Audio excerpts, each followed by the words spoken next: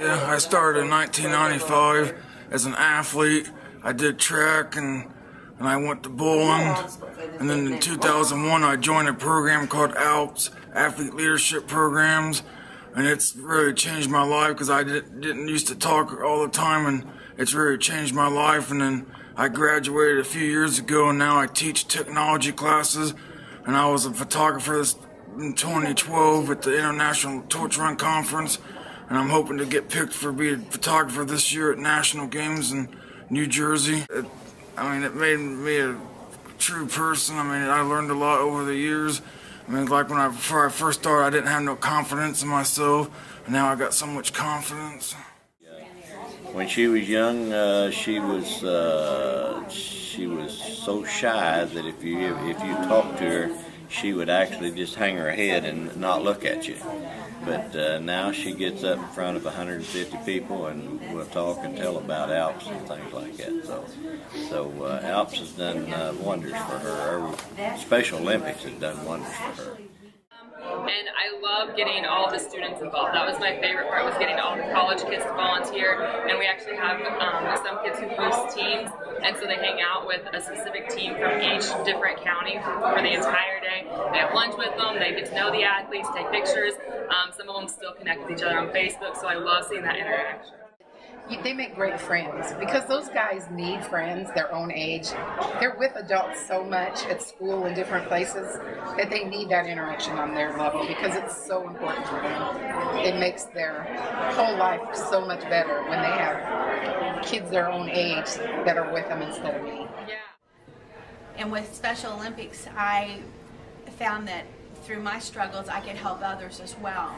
It empowered me. I felt like I empowered others.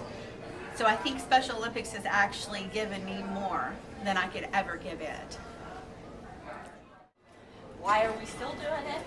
Because of athletes like Chelsea and athletes that I have here today. That's what makes me stay. I could go on and start crying about all the athletes that has touched my life, that have humbled me so much to continue doing Special Olympics, even with all the struggles of finding enough time in the day, enough volunteers, enough energy. It's for the athletes. It's all about the athletes. And the most memorable one that I've seen was at our Take It to the Hoop tournament. One of the individual skills athletes didn't even get a medal. It was a fourth place, but he got his ribbon, fell to his knees and lifted his arms up and just started crying. And that's just burned into my memory forever.